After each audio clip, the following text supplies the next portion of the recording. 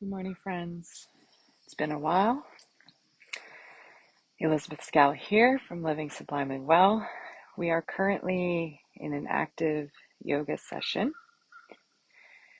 and having class 3 nights a week here in Maryland. The students and I are exploring the topic of letting go this session.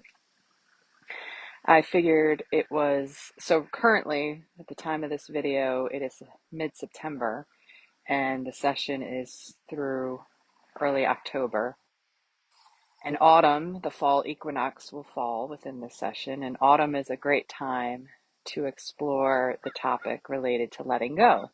As we know, nature is shedding the leaves, finishing the flowers, pulling the last of the harvest to start to prepare for hibernation and rest in the seasons ahead. So letting go.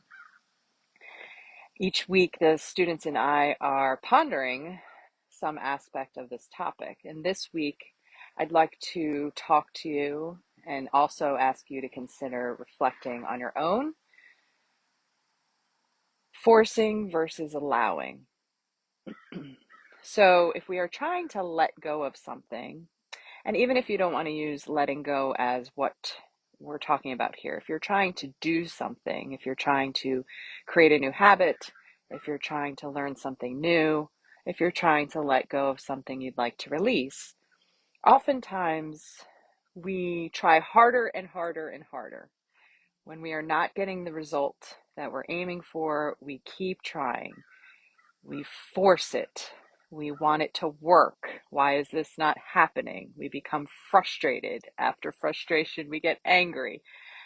I'm imagining a family member of mine who likes to work with hands on trinkets, whether it be puzzles, woodworking, trains even. And if something isn't happening that the directions tell us will happen, that mentors have showed us how it's supposed to happen, that videos teach us how it happens, and we keep trying and we keep trying, and we try harder and harder and harder, and we're not getting the results we want. That forcing is maybe a sign it's not meant to happen. So the opposite of forcing becomes allowing. So back to the concepts of letting go.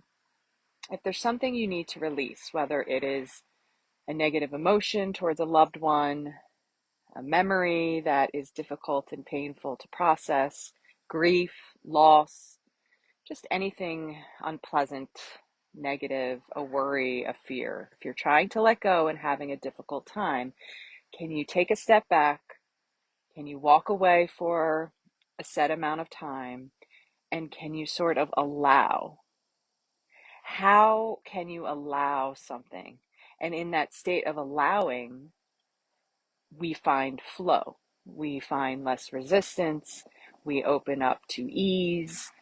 So just, I don't have the answers. I'm not going to tell you what to do. I'm not going to give you advice or tell you what's going to work.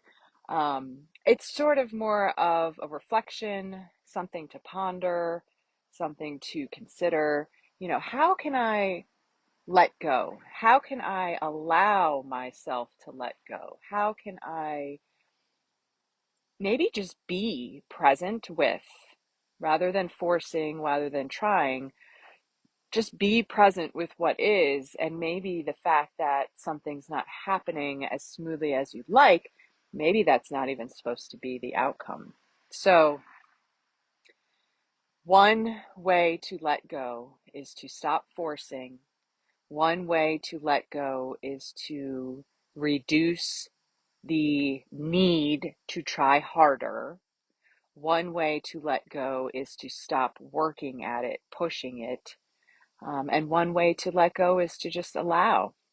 I mean, going back to nature and autumn, the season of fall, a tree does not force itself to drop a leaf. It's when the leaf has browned, when it's cut off from circulation of the branch, when the leaf is just ready to allow itself to fall to the ground. So just how can you allow a little bit more? How can you force a little bit less? And how might allowing yourself to be present, allowing yourself to be with what is, and allowing yourself to be guided through the process of letting go, how might that benefit you? So, next week we will ponder another reflection related to letting go in our series here.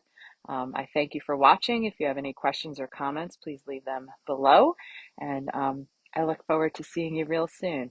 Thank you.